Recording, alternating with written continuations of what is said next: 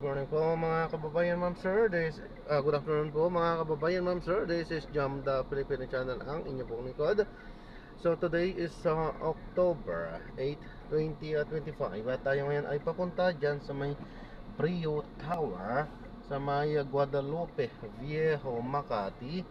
At dadalhin po natin yan sa may Wells Fargo, sa may 5 Neo Bonifacio Global City po yan. Okay, so magbabalik po tayo mamaya konti.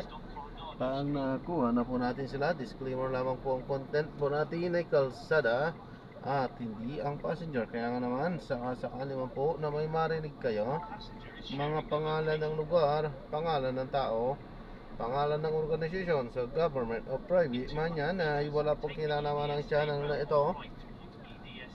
At wala pong pinapatungkulan. Lahat po ng pinag-uusapan dito ay pawang dito lamang po yan sa loob. At wala pong pinapatungkulan sa labas. Okay po, so magbabalik po tayo mamayang konti pag nakuha na po natin itong ating susunod na mission po. Ayan, habang tayo ay papunta doon sa ating pick-up area, ay patuloy na nakaplian at tayo ay makinig ng mga nagbabagang balita at mga talakayan. Kabayan, Kabayan, Noli de Castro, sa Kabayan, alas 10 ng umaga, susundan pa ng nagseservisyo with Villa Corpus, kasama si Nix Bustos, alas 11 ng umaga, pagkapit naman ang tanghali, tutukan ng mga nagbabagang headline mula Luzon, Visayas at Mindanao sa Headline. Ngayon, kasama si Jeff Hernandez at Rica Lazo, babaunin mo talaga ang ngiti sa maghapon kapag kasama mo ang DPMM Radio Patrol, Fresana at DPMM Teleradyo. DPMM, numero 1 sa aksyon, basta AM DCMM. Hello, attorney. Kapag babalik po na kayo, attorney, tataka po tayo ng ilang report. Ang una, reklamo laban In 70 sa... meters, merge left onto EDSA. Laban saan yan? Alamin po natin. Ito, reklamo laban sa tatlong leader na hindi tumugol sa opisina ng CIDG kaugnay sa riot noong September 21 rally. Inihanda na. Narito ang balitang konfirmado, sigurado, atin ni Radio Patrol, Marty Padiernos. Marty, magandang hapon. Magandang hapon, Atty. at Liza. Inihanda na ng PNP Criminal Investigation and Investigation Group ang ihahain itong indirect contempt of court sa isang korte sa Maynila laban sa isang group leader na pinasabsina nito noong Lunes kaugnay sa riot noong September 21 rally. Ito nga matapos na hindi tumugon at sumugot ang tatlo sa patawag ng CIDG para sa nagpapatuloy ng investigasyon nito sa naturang insidente ng karahasan. Ayon kay PNP, CIDG CIO Chief Police Major Helena de la Cruz, walang naging paliwanag ang tatlo kung bakit hindi sila nakatugon sa Pilipinas, pero parang magmumula lamang anya sila sa iba't ibang bahagi ng Metro Manila. Samantala, nilinaw naman ni De La Cruz na kabilang sa kanilang apat na pinagsasabi ang isang miyembro ng grupong Kabataan Party List na kalagayran lang ay naglabas sa pahayag ng pagkonsena sa hakbang ng CIDG. Kasabi nito, sinabi rin ng grupo na pagpapatahimik lang sa kanilang pakikibaka kontra korupsyon ang ginagawang pagpapasabsina at pang-aarestyo ng CIDG. Pero depensa naman ng CIDG, bahagi ito ng kanilang investigasyon para pagpanitin ang mga nasa likod ng paglabag sa batas na naganap noong September 21 rally. Dito na tayo. Dating Senador Bong Revilla, Congressman Roman Romulo, Congressman Jojo Ang, Congressman Patrick Michael Vargas, Congressman Arjo Atayde, Congressman Nicky Briones, Congressman Marcy Sodoro, Congresswoman Rita Robes, Congressman Eliandro Jesus Madrona, Congressman Benji Agrao, dating Congressman Lorenzo Gabriel Bem Noel, Congressman Leo Di Tarriela, Congressman Reynate Arroganza, Congressman Marvin Rillo, Congressman Teodoro Haresco Jr., Congresswoman Antonieta Yudela, Congressman Ina Tisio at Congresswoman Marivico Pilar. Sinabi ng komisyon na napapanahon na ang paglalabas ng ilbo para magpatuloy ng walang pagkaantala ang kanilang investigasyon. Humiling din ang ICI sa DOJ na atasan ng BI na ipagbigay alam sa komisyon at mga ahensya ang mga nakapagdang pagbiyahe ng mga nasabing opisyal sa labas ng bansa. At yan ang balitang kumpirmado, sigurado. Ito ang Radyo Patrol Gabriel Gonzalez, DZMM. Maraming salamat, Gabriel Gonzalez. May nangyari, nakareport agad sa DZMM. Sa Istresa. Hey, may humahabol pa? Si Christian Yusores. Tingnan natin. Okay, Pangulong Marcos Jr.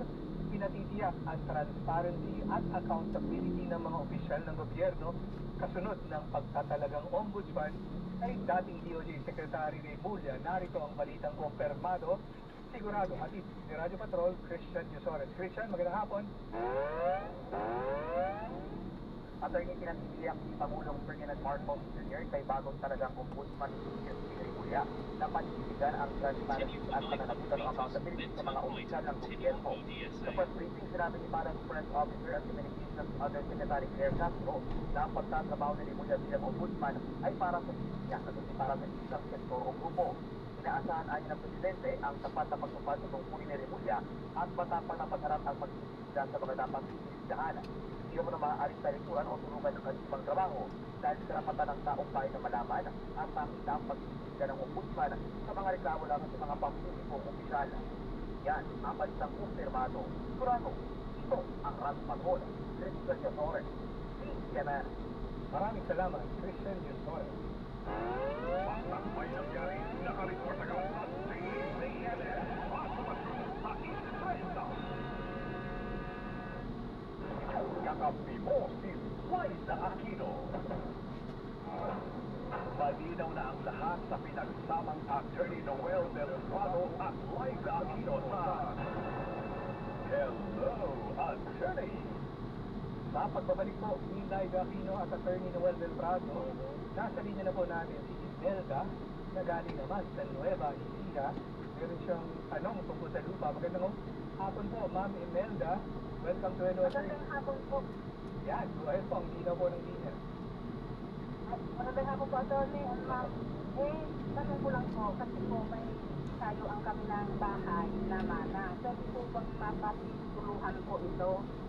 Okay, pwede po. Minanan nyo galing kanino po. Sa akin pong biyanan, pero patay na po silang pareho. Okay? Patay na po yung mister ko. Ilan po bang magkakapatid sila, Mister? Ano po, siyang lang. So yung siyam na po na yun, sila po ang tagapagmana ng lupang nakapangalan sa kanilang mga namatay ng magulang. So, kung tutusin, hindi nyo po basta-basta yan may palilipat sa inyong pangalan. Kasi nga po, sa batas, kung registered owner po yung mga magulang ng mister ninyo, ay may karapatan po yung lahat sila, hindi lang yung mister nyo, lahat silang siyam na magkakapatid.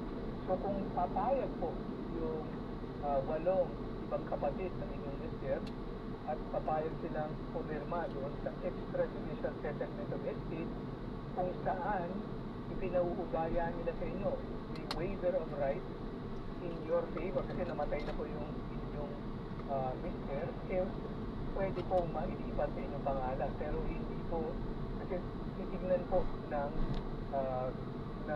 register of deeds yung original na registered owner at meron bang mga buhay o kahit hindi na buhay meron ba siyang mga heir kasi yung halimbawa namatay na yung mga siyam na magkakapatid, may asawa ba sila, may anak ba sila na pwedeng magmana by right of representation doon sa one-time share ng bawat isang anak ko. Ma'am Imelda? Opo, hello po. Opo. Nakikinig po ako. Opo. So yun po yung tamang proseso. Nagkausap na po ba kayo ng kanya, yung mga kapatid po ng inyong mister? In 100 meters, turn right and Ay, continue on the same patay road. na po yung bali, dalawa na lang po yung buhay. Opo, pero doon sa mga iba pang namatay na, meron po ba silang mga anak? Meron silang mga nag-iwang asawa? Meron po, may mga anak, meron yung Ayan iba po. walang asawa. Okay, kailangan po kasi yun na lahat sila ay pipirma kasi In 100 tandaan po meters, natin make yung a left turn extrajudicial to settlement South agreement. ESA. Yan po ay isang sworn statement. Yan po ay in the form of a joint affidavit. Isa po doon sa mga kumbaga deklarasyon doon ng mga lahat ng pipirma. Dinideklara nila kami na lamang ang natitirang heir or maaaring magmana. So, ibig sabihin po, hindi niyo po yan pwedeng gawin mag-isa dahil hindi naman po totoo na kayo lang ang natitirang heir noong mga bali magulang po ng inyong mister. So lahat po kayo at ang kumbaga ang para sa inyo lamang dito ay 1/9 nitong kabuuan ng lupa. Gaano kalaki po ba itong lupa, Nanay Imelda? Dito lang po ba sa tayuan ng bahay ko o kabuuan ng po, lupa? po kasi doon nyo po malalaman kung yan bang kinatatayo ng bahay nyo ay equivalent to 1/9. Kasi kung sobra po yan, baka kailangan ninyong magsuksihan. Kasi tandaan po natin, bali nakapagpatayo po kayo bago namatay yung mga magulang ng mister ninyo. Tama po ba? Opo. Opo. So, ibig po sabihin, dahil hindi pa po yan subdivided, kapag namamatay po yung mga registered owners, at kailangan na ibigay doon sa kanilang mga surviving heirs, eh, hindi po yan, wala pong kahit sino sa siyam na magkakapatid na pwede niya i-claim ito yung sa akin. Kasi nga po, ang talagang kanila ay fractional share or yung tinatawag sa batas, inchoate share. Hindi tiyak kung sa harap yan, sa gilid yan, sa kanto yan. Ang talagang nararapat po sa inyo ay 1/9 share sa kabuuan.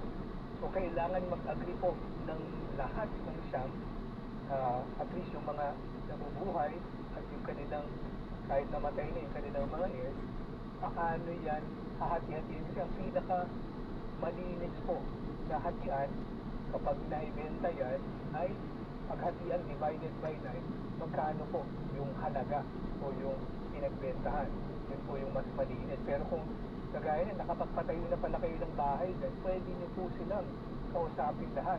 Sabihin ninyo, babayaran ko na lang yung share ninyo doon sa nakukupahan kong lupa ko. Hindi man yun sapat sa 1/9, kung higit yun sa 1/9. Para lang, hindi nyo na kailangan mag-iba ng inyong bahay at yung lupa na kinatatayuan ng inyong bahay ay pwede nang i-subdivide para malinis siya. At yung lupa na yun, ang may iwan po sa inyo, maipapangalan po ninyo sa inyo, sa inyo na surviving spouse. May anak po ba kayo, Nanay Imelda? Meron po, attorney. Opo, so yun po ang In 100 meters, make a kumbaga slight kayo right. at yung mga anak ninyo ang magmamana doon sa 1/9 na share ng inyong asawang lalaki. Nanay Imelda? Look po. Opo. Ako po. Attorney, yung po Opo. yung po kasi itong lupang ito, meron pong nagsama dito noon na kasi ano po na niya, hinahati na niya sa siyam na magkakatabi. Ang Pero ito po ba ay tama? ang naghati-hati ng sa siyam O na hindi po magkakapatid. nakabulso, ito po kasi ang kumawak itong lahat ng sakahin. Okay. Kaya dito na kami nakatayo. Okay. Kung ganyan po, kailangan nyo pa rin po mag-usap-usap kasi hindi po yan desisyon ng isang anak. Kailangan po lahat kayo ay nag-agree. Kasi kung hinati-hati na yan, mas maganda po kasi kumbaga, alam nila, nandiyan na kayo nakatira dati. So, kumbaga, mas mahirap sa inyo na ilipat yung bahay na may pundasyon na hanggang sa ilalim ng lupa, hindi po ba? So, ang pinakamaganda po, kasi sabi nyo, nakapangalan pa sa original na may-ari, yung nanay at tatay ng inyong asawa. So, kailangan nyo rin po magkaroon ng subdivision plan na pag-aagrihan din po ng lahat. Kasi kung may subdivision po dyan, yung papa-approve nyo pa po yung plano na yan, at yan po yung mga, yung sa geodetic engineer po ang magpa-plot niyan sa lupa, at yung geodetic engineer din po ang magsasabi, ito yung meets and bounds, o yung mga boundary ng maghahati. Para yung pong mga technical description ng bawat notice, yun naman po yung maililipat doon sa pagsa-subdivide. Kapag nahati na po yung mother title, yung technical description pertaining or patungkol doon sa inyong yung lupa kung saan nakatayo yung inyong bahay, yun po ang gagamitin para naman doon sa titulo na para sa inyo. Nanay Imelda, meron pa po ba kayong katanungan? Opo? Yun po, kasi Adorno, di ba, wala din po, sinukat na po ito, pinuntahan na po ito ng identical Hindi po yung mababaliwala. Ang kulang lamang po ay agreement ng lahat ng mga surviving heirs. Okay po? So, ibig sabihin, meron na kayong ihahain sa kanila. Okay ba sa inyo to? Matagal nang nahatid, matagal nang natukat. So, yan po, isasama nyo na rin yan sa extrajudicial settlement of estate ng mga magulang ng inyong asawa. Ito Nelda, sorry, meron na po kami sa papang live caller. Kapag may karagdaga pong questions, okay na po makasa namin tomorrow. Opo, ma'am. Opo, ma'am.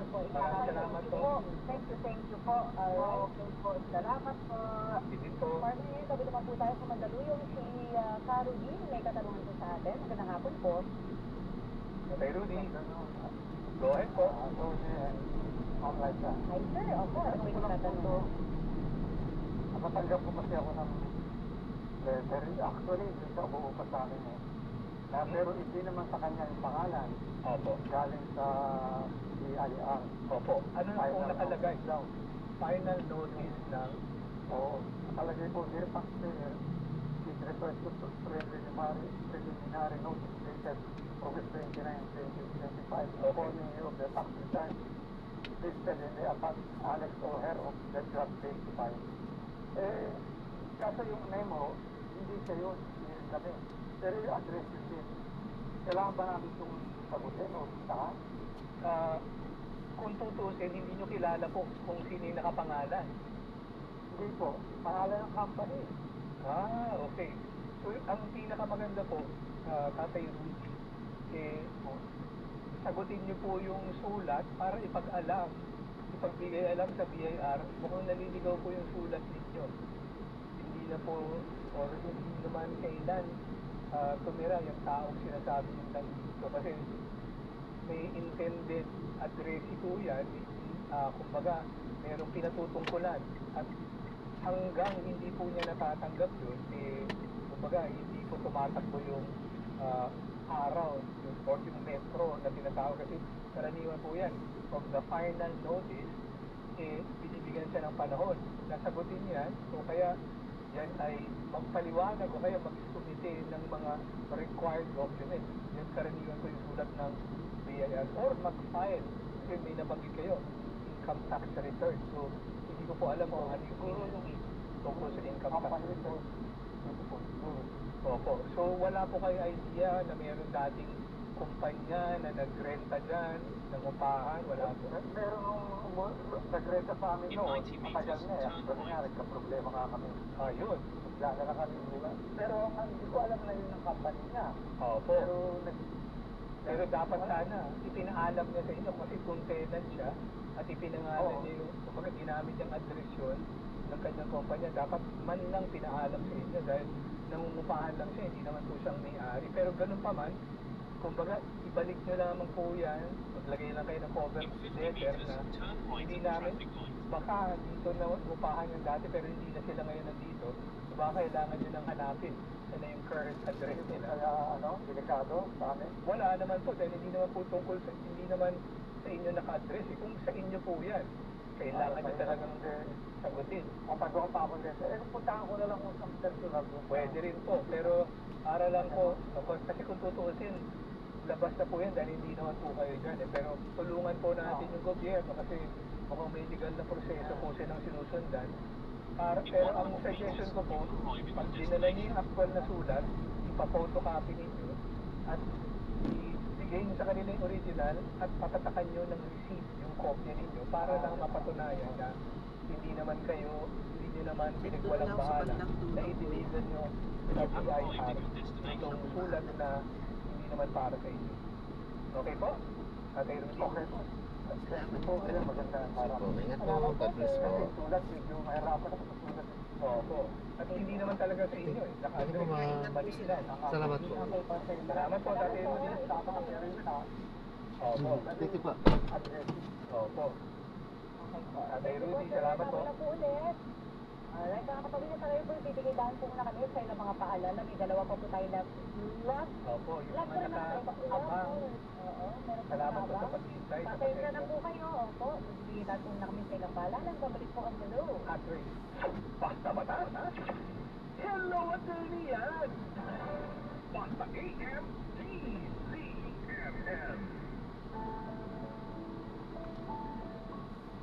Panginoon, sa ngalan po ng napakaraming mga kababayan namin pinadapa at sinalanta ng sunod-sunod na bagyo at pagbaha.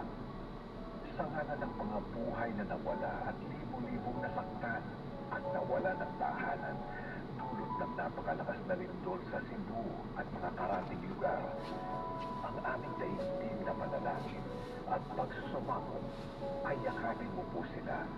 Tulungan at gabayan ang aming mga namumuno na gawin ang tama sa lalong madaling panahon upang maisalba pa ang mga biktima at maipagamot ang mga nasaktan. Yakapin mo po kami sa oras Ay, ng aming ayan, maraming salamat po sa panonood. Hanggang sa muli, ingat. God bless. Paalam po. at panalangin.